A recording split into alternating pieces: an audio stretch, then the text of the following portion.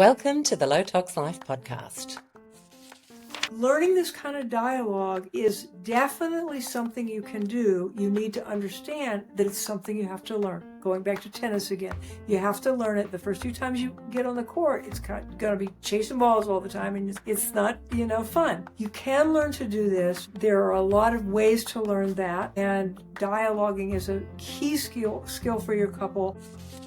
Hey, welcome. I'm Alexx, your host, founder of the Low Tox Life, and today we are talking relationships. Dr Kathryn Ford is going to help us in a bunch of ways, so many ways in fact that we need a part 2 for this. Some fantastic techniques on maintaining intimacy, on how that looks at different stages of a relationship, on how to move from reaction to considered response, and so much more. So we're going to jump into that in a little second. But first, a note from partners who help us put on this show and you with your Low Tox swaps, and then we'll jump in.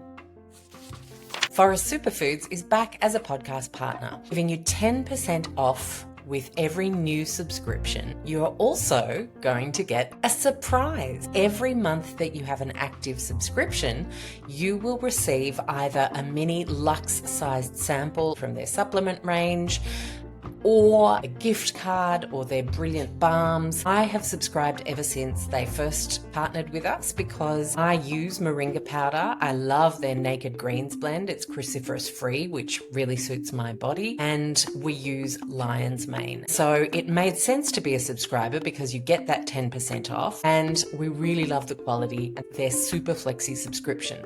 Often I don't need everything that we use, so it's very easy to jump into your account, swap something out. They even have a button that says swap for something else this month, which I love. You don't need a special code. There's no special link. Moringa leaf has been used traditionally in Ayurvedic medicine for thousands of years. It's used to reduce inflammation in the body, contains 96 different nutrients, vitamins and flavonoids. The Forest Superfoods moringa leaf is unextracted, single ingredients, certified organic. I love this supplement, and so if you're thinking of starting a subscription, I would definitely be popping that one in your cart. Now back to the show.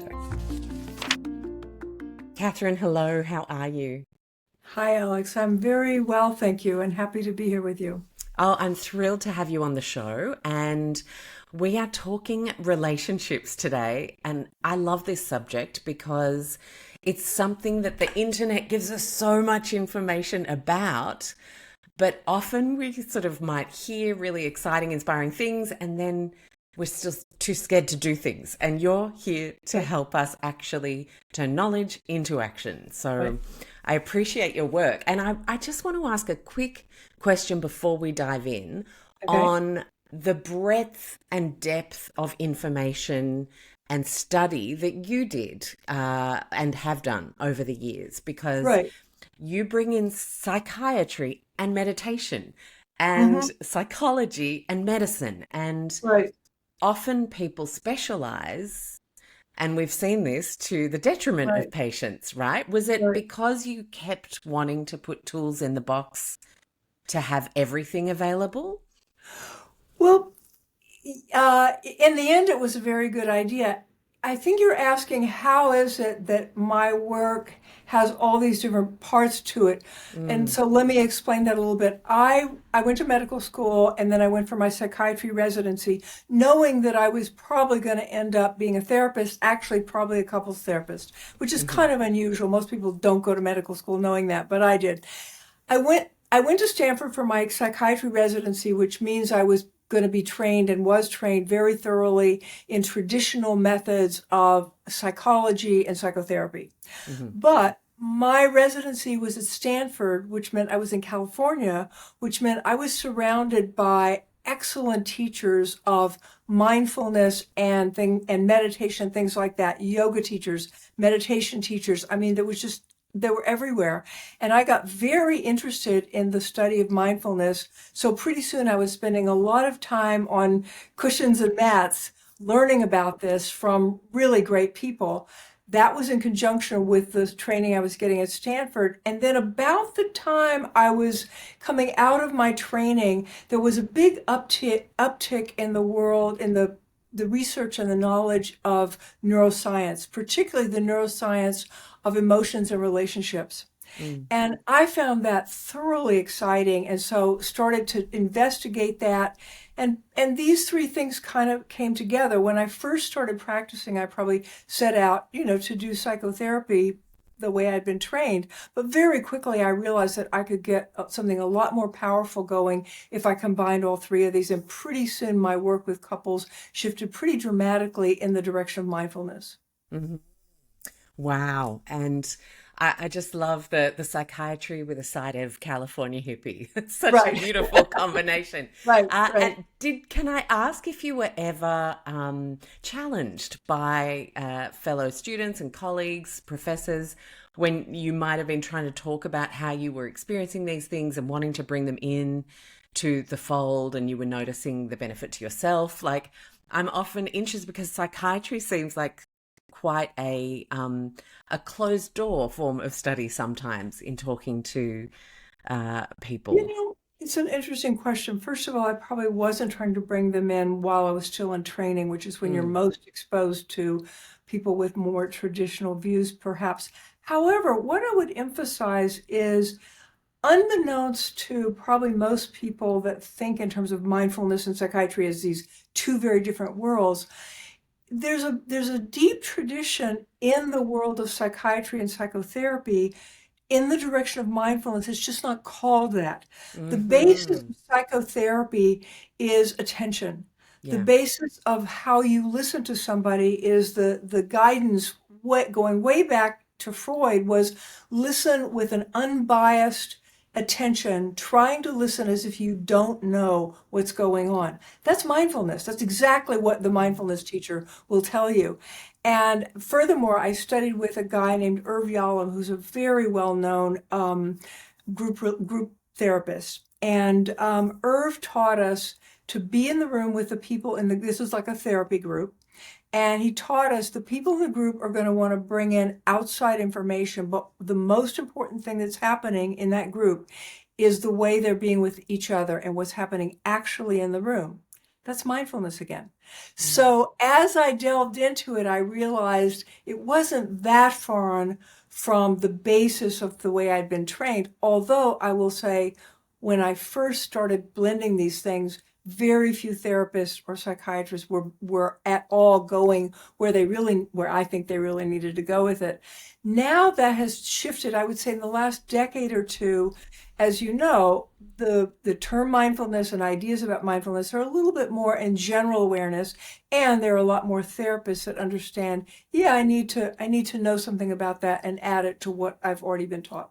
Yeah, brilliant. And so, what do you see as recurring themes? I know you want to be mindful to what is happening in the room right now in front of you, but you must hear things over and over again as Right, people come in for their first appointments, and oh, and right, he's always this and she's always that. right, And right. what are we seeing at the initial stages that we could almost think, oh, is that actually happening for me? Would I say that if I went to a therapist with Right, my partner right, right now? right. Um, I would say there are a couple of important things there. One is that, and I often talk to couples, when we pair up with somebody, when we get married, we go down the aisle because we have this wonderful vision of what married life is going to be like with this person, right? And we Mm. think we did a really good job of choosing this person. We're so excited to have a life with them. And what we don't realize is that that vision of that relationship is a vision of what you're supposed to learn to do. Hmm. And the end of the honeymoon, I think my version of that is the point at which you get very discouraged and sad because your relationship doesn't resemble the vision of relationship that you had. It's not like that at all. In fact, it's a lot of hard work. It's a lot of differences. It's a lot of confusion about what's really going on here. And what couples need to understand right away is that and so then some of them throw the vision out. They come to me and they say, well, we've looked around at other people's relationships and nobody's having a very good time. So I guess we just have to get realistic. And I say, no, actually, don't get realistic. Your vision is really important as an aspirational vision for inspiration. You can't do the hard work of learning to be a couple unless you have an inspiring vision. If you're just aiming for something that's kind of okay, I mean, we might as well go home, right? It's just too hard. So you need to retain that vision. And then what you need to understand is becoming a couple is something you learn how to do. And you always continue to get better at it. I've been with my husband more than 30 years. We're both therapists. We work really hard at this and we're still learning. So the main thing you have to do is learn that you're going to need to learn and then learn how to learn.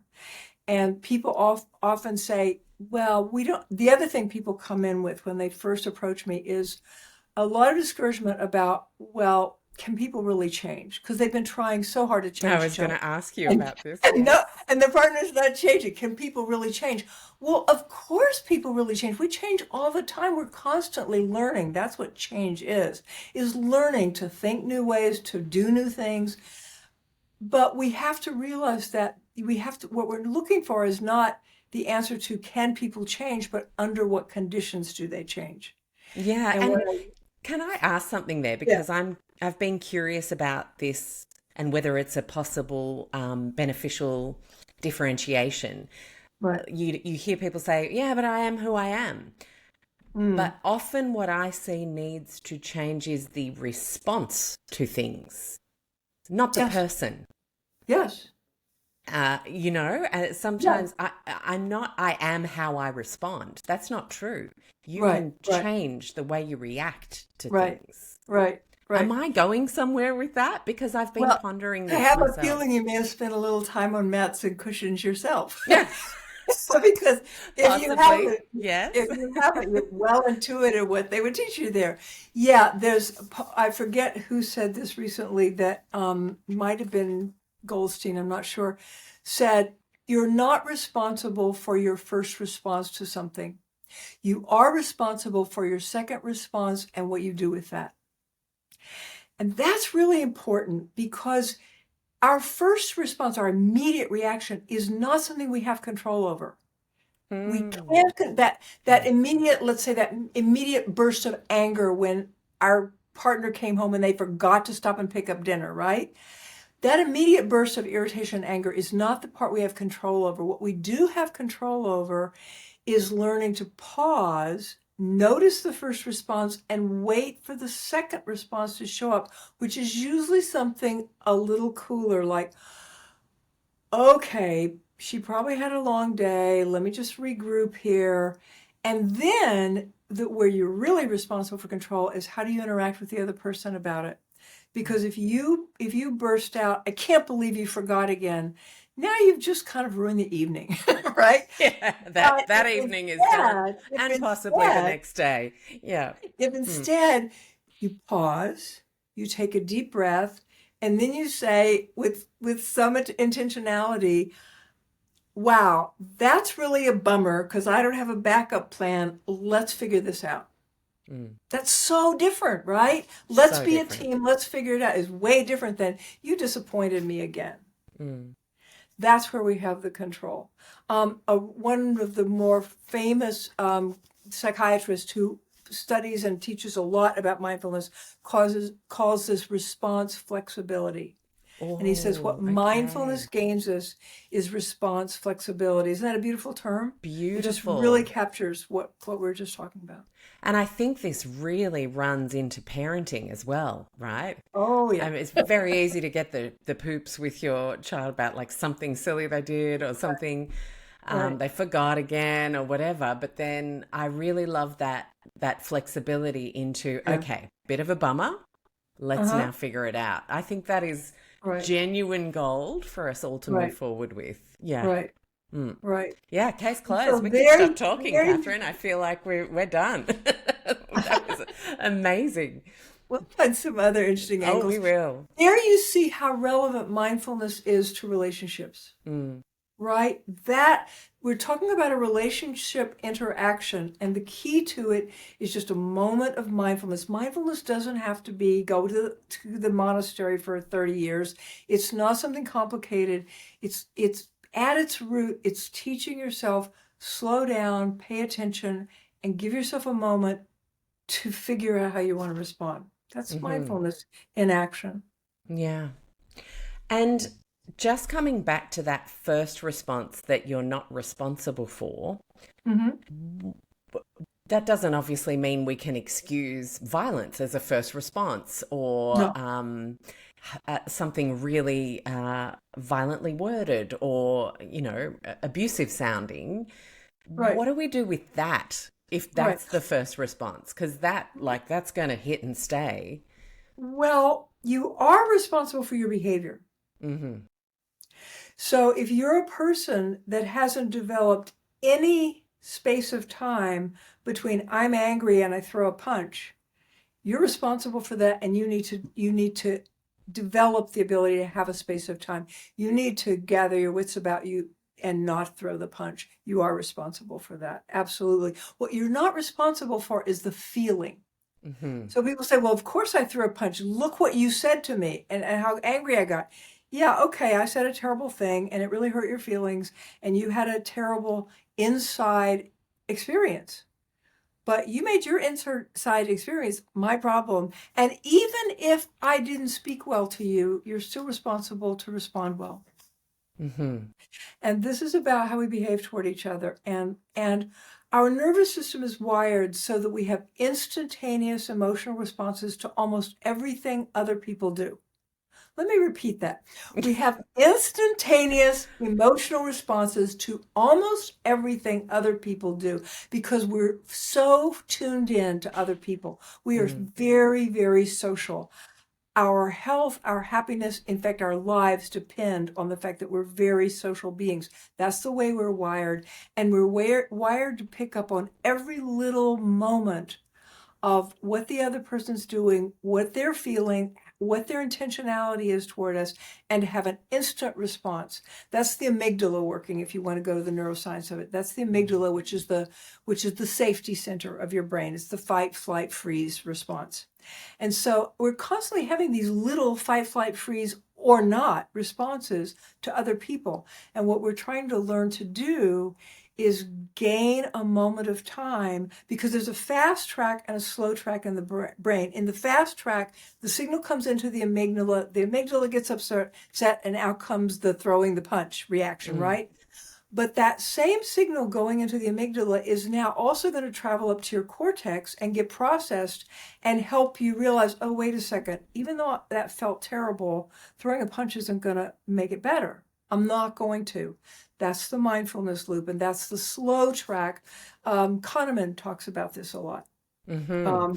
Yeah, Kahneman's. no, I really appreciate you unpacking it because I Yeah, always hear like 40,000 people's questions in my head.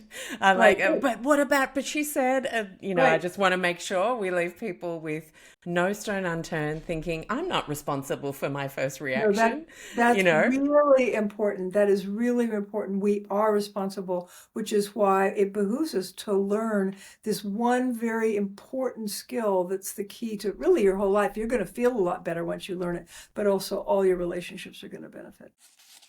If a healthy home is your priority right now, then Oz Climate, our major podcast partner, without whom we could not put this show on every week, has got you covered with 10% off for Aussies. Code LowToxLife.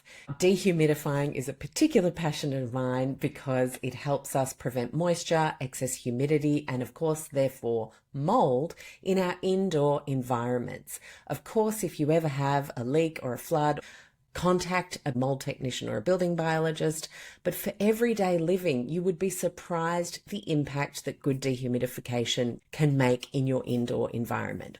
I've done a ton of reels on this to help you know how long, what size of unit, how many units, different floor plans. Everything's there on my Instagram at LowToxLife, and you'll see all the white background tiles are part of a humidity literacy series. I hope it helps you.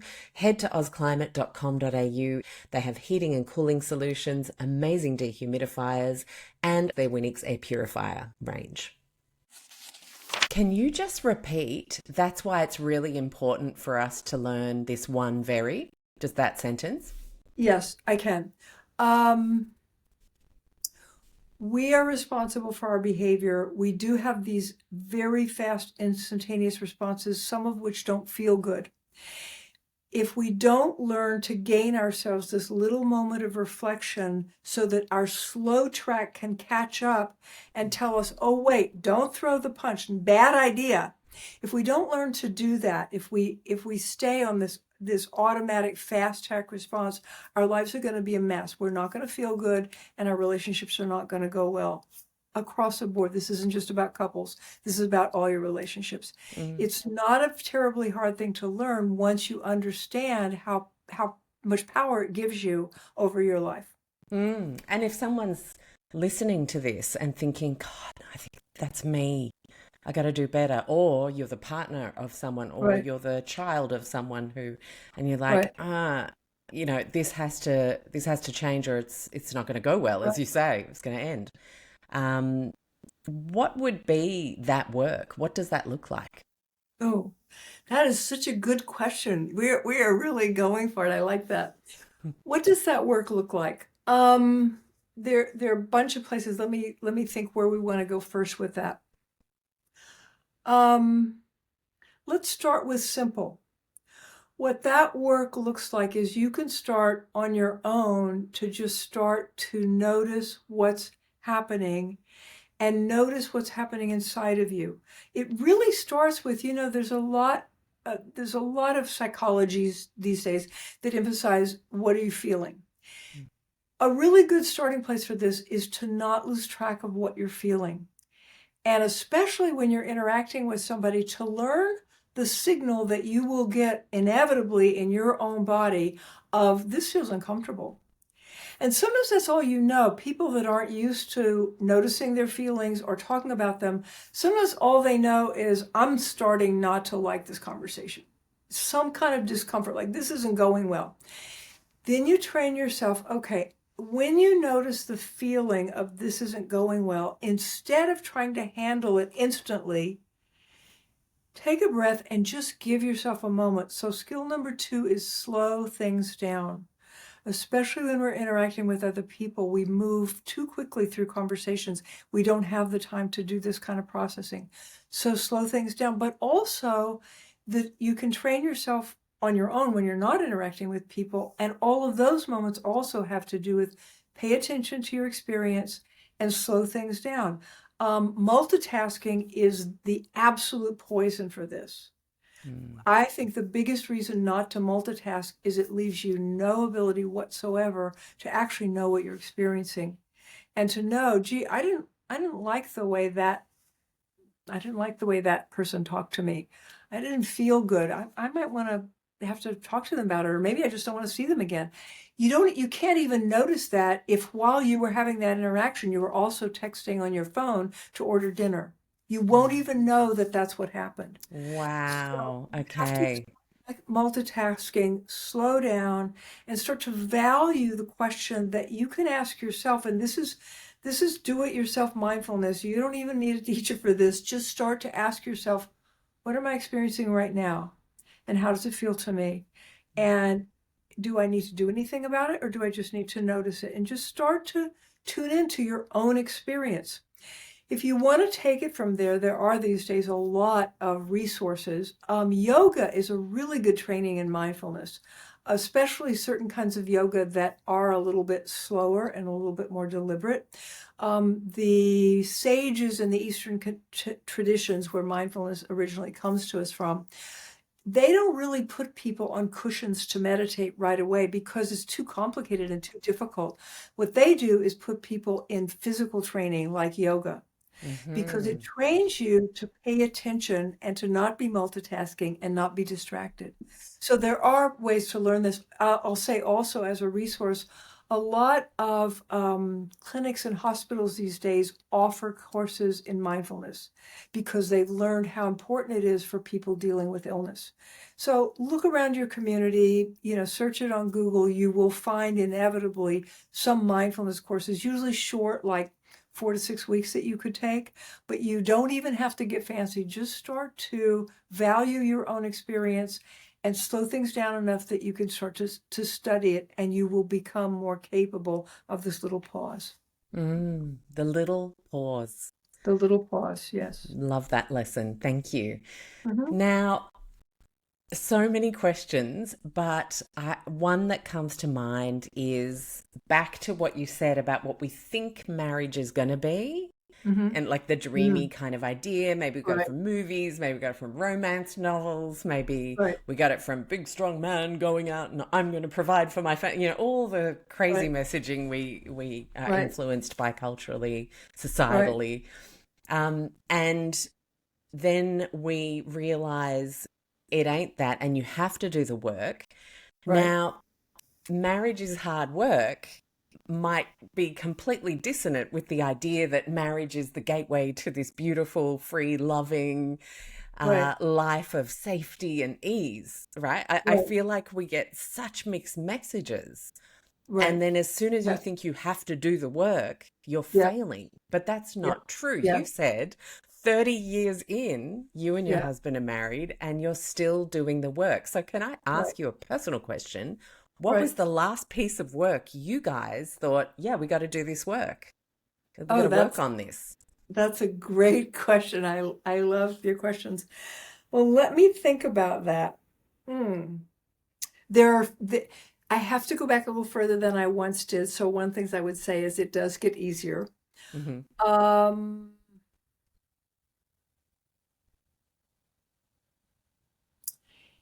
he's got a cold right now, hmm and so I'm he's not cranky. laughing.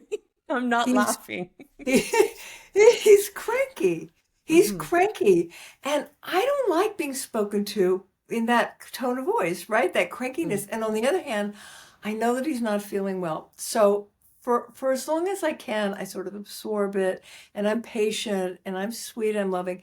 But then toward the end of the day, it starts to get to me. So the hard piece of work is, despite that I know he doesn't feel very well, I have to figure out how can I deliver this message so that he can hear it, as opposed to just going to make him feel worse and maybe he'll get crankier. So my hard work there is stop a minute, think about what you're going to say, and can you say this in a way that will be helpful as opposed to just making things worse? And I think what I came up with is something like, I know you're not feeling well, and maybe we should just, go to bed with our books and not talk. But if we are going to talk, is there any way you could soften your tone? Now, maybe there's not. I'm aware that maybe there's not. But that's a piece of hard work for me. Like, instead of just firing off, like, stop talking to me like that, I have to pause and realize, okay, he doesn't always talk to me like that. He's not in his best place. How can I handle it, right? And then he probably has to pause at that point also and stop himself from saying, I can't believe you're saying that to me. You know how bad I'm feeling, right? Instead of him saying that, he has to say, okay, I'll try, right? And Yeah. that's the piece of work. And there are lots of those. I would say probably there's a moment every day where there's some kind of extra effort involved to make sure things go as well as possible. And the big things don't come up as often as they used to, because we're better at it. I mean, it's just like anything, you play tennis enough years in a row, you get really good at it, and you still make mistakes and you still lose matches, but you're pretty good at it. And so what I would say is, it's hardest at the beginning. Don't let the way this work feels when you first realize you need to do it and start to do it, don't let that discourage you overly. It's not going to stay that hard. If you put in the work and really learn to pay attention and take it seriously that there are things you have to learn. The things you have to learn, by the way, are the things you have to learn to be a better person. You have to learn to be more patient. You have to learn to be more thoughtful about what you say. You have to learn to be more generous. You have to learn to listen better. I mean, who among us doesn't actually want to be all those things, right? Mm. So yeah, and the main place we learn to be better at those things is in our important relationships.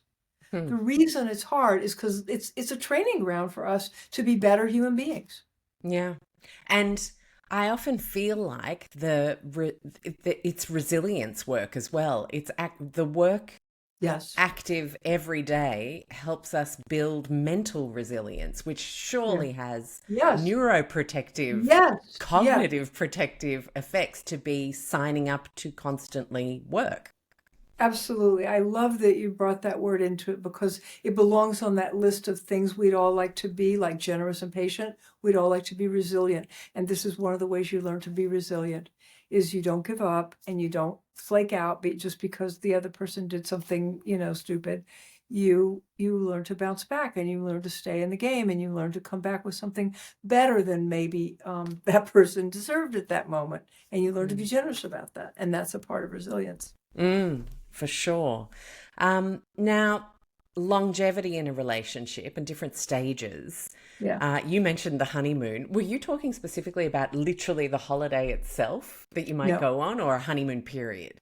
No, I don't know if there's a term like this in Australia. In America, we often talk about, well, that's the end of the honeymoon. And Yes. that we call it the honeymoon because the honeymoon is the honeymoon. But what we really mean is it's the point in time where you go from being all starry-eyed about, oh, isn't this wonderful? And we're newlyweds to kind of hitting the wall and going, uh-oh, we're in big trouble. This is not going at all like I wanted it to. And that point for many couples, not all, but for many couples happens somewhere in the first year, maybe toward the end of the first year, where you keep thinking, oh, it was just a mistake or it was just an odd thing. And it takes about a year to realize, no, actually, there are some habitual mistakes we're making that are starting to make us not feel so happy together. And that's the end of the honeymoon. And that's when you start to realize, well, what do we do now? Or am I broken? Are you broken? Is it that marriage itself is broken and it's no good? And what you have to realize, no, nothing is broken. You're not broken. They're not broken. Marriage isn't broken. But it's time to roll up your sleeves and get to work and learn some things. Hmm. And is there a way to know the difference without working with a therapist, whether it really, really Mm. might be broken and gosh, that was just like a bad idea. We are Oh, not a good match versus it oh, is. I mean, this is complex. Like this is 3-day seminar kind of response stuff. So I get that it you can't is. unpack it entirely, but when do we know How we do you roll up the know? How do sleeves? you know? How do Mm, you know? That is such a good that is the right question, and you're doing a good job, I think, of it, kind of imagining what people might want you to ask mm, me. So let's think how good a job we can do at answering it. Sometimes I say, don't stop doing the wrong experiment. mm, So we're going to get to the therapist part because yes, it's important sometimes to have a therapist, but it's not, you don't always have to immediately go there. There's some things you can do in the meantime. Stop doing the wrong experiment. There are a few wrong experiments. One wrong experiment is the experiment to see how well will you treat me if I don't make it easy for you. Now, mm, some of your listeners may recognize themselves in that. Some of us do that because we maybe weren't well loved as children, and we're trying to prove to ourselves this person really is going to be good at loving me. And I want to see if they can love me if I'm hard to love, right? mm. Don't do that experiment. It's important to know that. But what you really want to know first is how well can they love me if I help them love me? If I make it easy to love me, and so many times we're doing that other experiment, how well can you do if I don't make it easy for you? Let me throw you a curveball. Don't throw the curveballs right away. Get better at your game before you start throwing the curveballs. So do that right experiment. The other right experiment is don't insist on absolute parity definition of fairness. Too many people have in mind that fairness is, well, if you're not going to do it, I'm not going to do it. If you can go first, go first. If you can be the more generous one in the middle of an argument, absolutely be the more generous one. That's the right experiment. The wrong experiment is, I'm not going to be more generous unless you're going to be more generous. And it's kind of a standoff, right? So there are all these moves that you can make that will make things worse that don't tell you anything about what the two of you, it's not just what the other person's capable of. What you're looking to understand is, what are we capable of as a team when we really work on our teamwork? When we are really trying to be a good team. I'm trying to help you do your best, and you're trying to help me do my best. And we're both contributing everything we can. We're not holding something back because the other person isn't doing their share. Not that version. We're trying to figure out, because there will always be in teams one person that's better at X than the other one. And then the other person might be better at Y than the other one. So don't wait until everything is absolutely symmetrical. Do the best you can at everything you know how to do. Offer that up to your teamwork and hope that your partner can do the same. That is So that's such what a you can do beautiful before you focus. see the therapist. And then what I would say is, if you've tried everything you know how to do on your own, and by the way, self-help books are helpful for this sometimes, which is why I wrote one. So if you've tried everything you know how to do on your own and you really are kind of running out of steam, like you're starting to have thoughts about leaving, the other person's starting to say, I might leave you.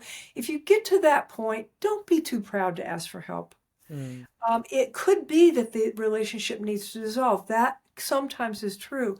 But don't decide that before you've gone and let an expert help you try to figure out how to be a better team and to see if there's any way you can do it with some help. I often tell people couples therapy is like piano lessons. You can teach yourself to play the piano, but it might be harder and take a lot more time than if you get a teacher. So get a coach. I think of myself as a coach. The people I work with don't have illnesses. They are not broken. They have developmental problems of becoming a well-functioning couple, and realize that you're looking for a coach to help you be a better functioning couple. Do that before you give up. Great advice.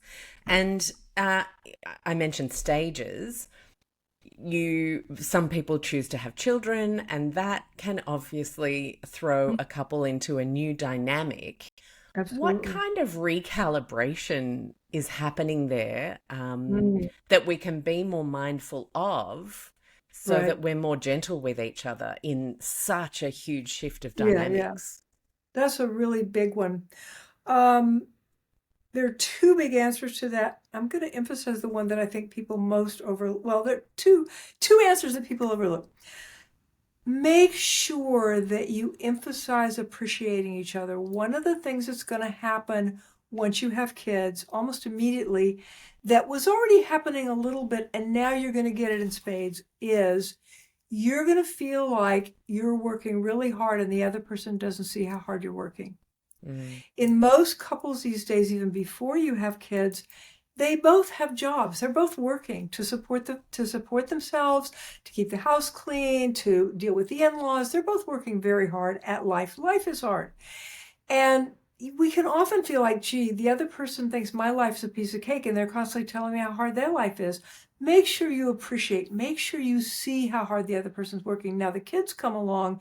Now you really have the experience of both of you feel like, it's often true if the kids come along that either you're both working outside the home and trying to parent, or one of you is the primary parent and the other one's the primary breadwinner. Either way, you've both now got really hard jobs. And what you need to do is constantly, this comes back to the generosity, constantly offer a lot of appreciation. I see how hard you worked to make sure that you interviewed enough nannies so that we could go back to work, right? Thanks so much for doing that. I know it wasn't a particularly easy task. Or I know that it's not easy for you to get up at 5 o'clock every morning so you can drive into work and work all day and come back home to a screaming kid. I really appreciate how hard you're working to do that. So make sure that you're really liberal with the appreciations, and just know that there's no way either one of you has the harder job, because you both have really hard jobs now. Being a parent is hard. And I'd imagine in that phase, it's so crucial because it can force someone to do less if you don't recognize them. It's almost, right? It's like, oh, well, I'm not even getting any appreciation, so I'm just going to go for a run now. Or no, this is about morale. You've got to keep morale up, and it's both of your job to keep the team morale strong, because you're going to need it.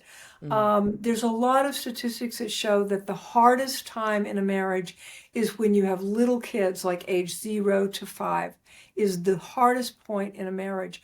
So if that's what you're experiencing, you're normal.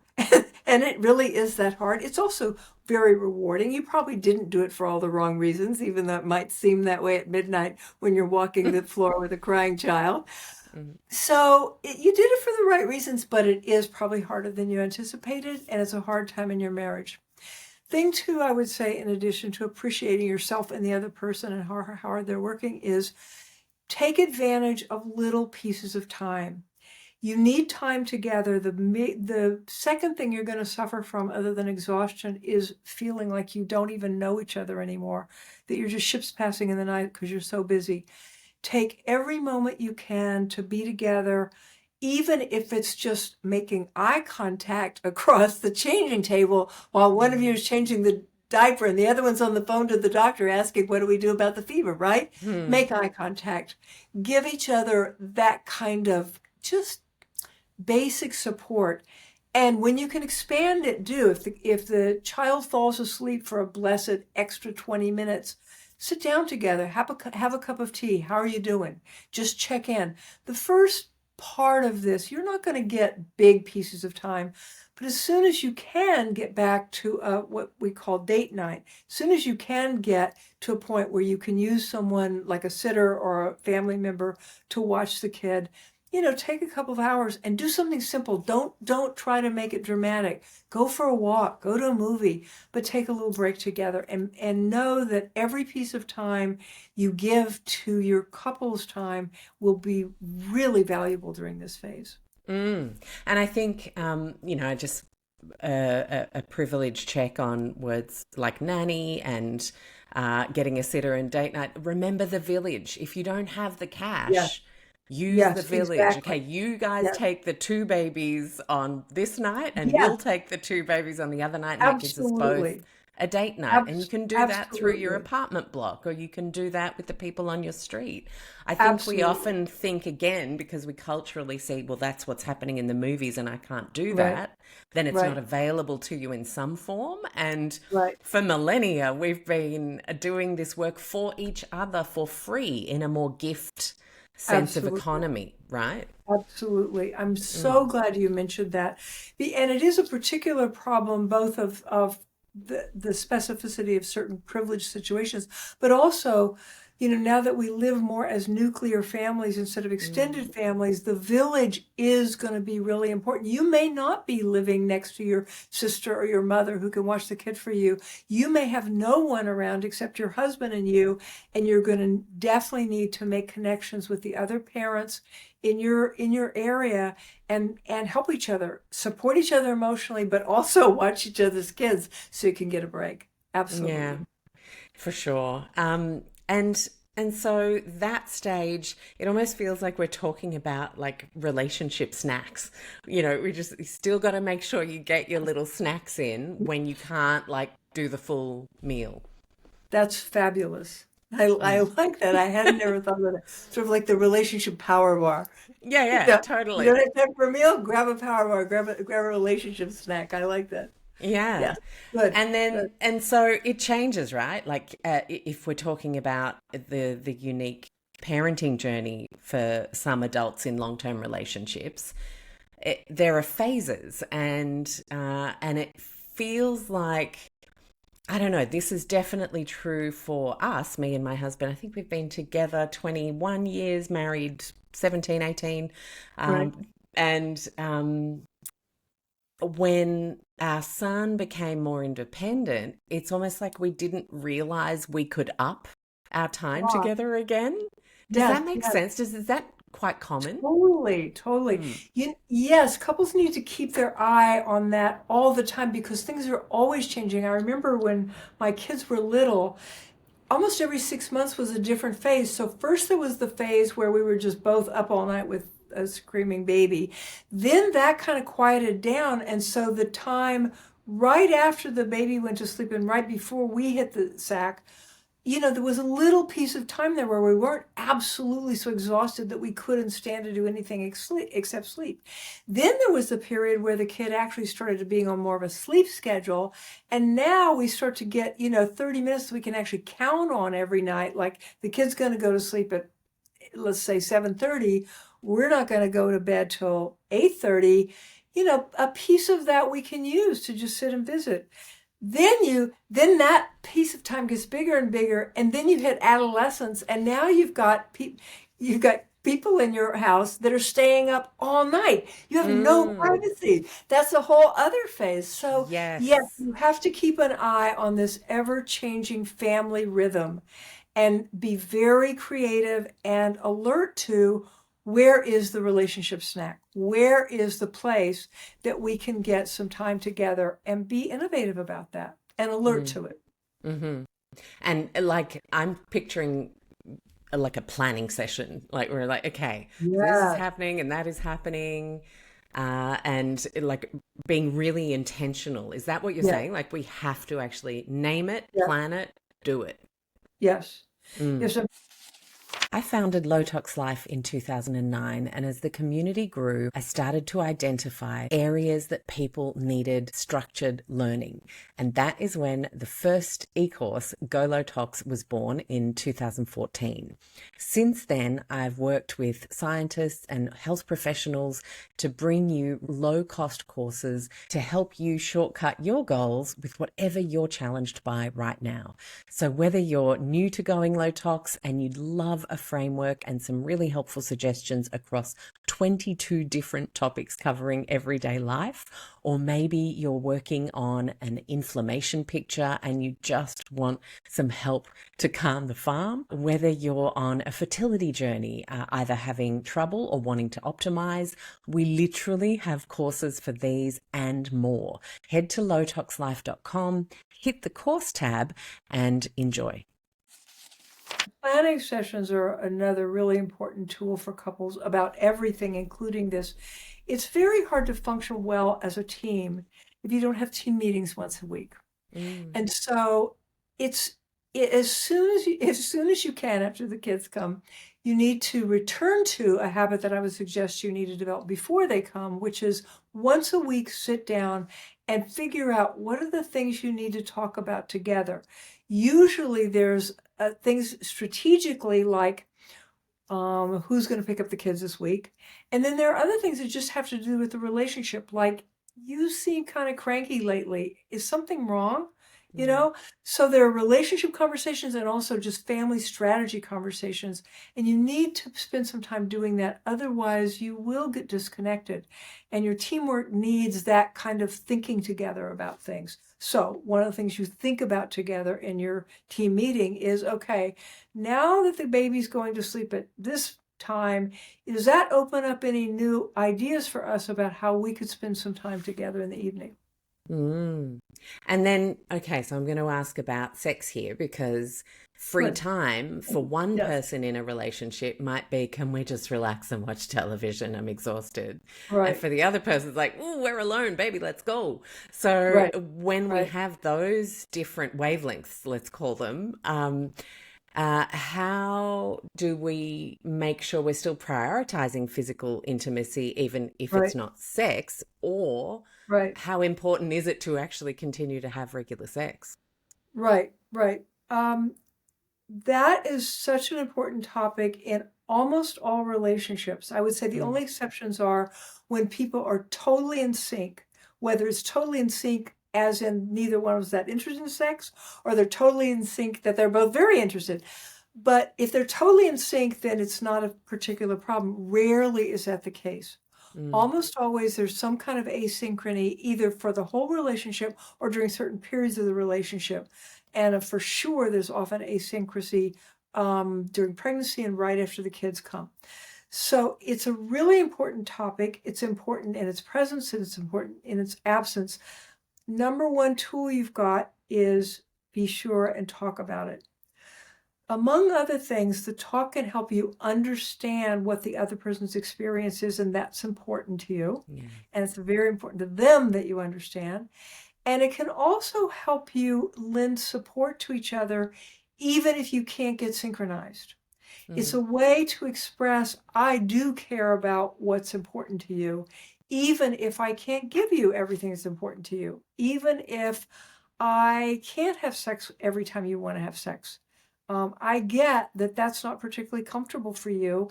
And by the way, I want you to get that it's not particularly comfortable for me to feel like I'm supposed to have sex when I don't want to have sex. So having those conversations so that you preserve, I care about you as part of the relationship, even when the sexual intimacy, physical intimacy isn't going well. So that's thing one, is talk about it. Thing two is what you mentioned, which is make sure that you preserve physical intimacy of whatever kind you can kind of show up together on the same page. So sometimes that's going to be sexual, and other times, if it can't be sexual, don't omit the little stuff like snuggling on the sofa while you watch the TV program, holding hands as you walk down the street, giving each other a hug before you go off for your days in the morning, giving each other a hug when you come home at night. Little physical connections make a big difference, especially if the sexual part is raggedy, is not syncing up very well. And then I would say thing three is recognize that this problem of not being the same sexually is not your unique problem in your unique relationship. Yeah, it's special. Most relationships have that problem, and it's a naughty problem to solve. There is no perfect solution for it, but it's worth continuing to talk about and figure out what's our best solution. Sometimes you can find books that help, and sometimes you can't. But continue to look at how can we, and again, remember that you're a team. One of the things about being the team is if we don't thrive together, neither one of us is going to thrive. So it's not like one of you can be hunky-dory and the other one's miserable, and now, that's going to work. That's not going to work for more than an hour. If one of you is miserable, I'm going to tell you both are going to be miserable. So you have to work together for the greater good. How do we work this so that neither one of us is miserable, and so that we get as much pleasure from each other as we possibly can in whatever way that is? I guess I'm going to add thing four, because thing four is, for most couples, once they have kids, it's a lot easier to be sexual if they go away. There are too many cues for other kinds of activities, especially work-related, laundry, child-related, laundry at home. Most couples find that once the kids are there, they need to move as quickly as possible to, as you said, getting some teamwork going in the neighborhood so that you can have somebody to watch your kids, even for an afternoon, so that you can take off to the nearest hotel room together, or for one overnight. You go to the hotel, you check in, you have a night, you go home. But even if it's a small piece of time, get away, because for most couples, that is helpful in terms of their sex life. And then don't expect that every time you get away together, you will have sex. Just you open the possibility, and now you have to stay sensitive to each other's needs. How can we work this? How can we work this? And so if there's someone out there who's thinking, well, every time I try to bring this up, it seems to make things worse rather than better. Yeah, Common, right? Not just in that area, but in lots of different things that we might feel a bit jaded by or unfair about in a relationship. Right. If we've noticed that pattern, what can we do to proactively do that better? It's a big pattern in relationships. Learning to have really good conversations, what I call dialogue, is not something most of us know how to do. So many couples will be having the experience of, when we talk about it, it just makes things worse.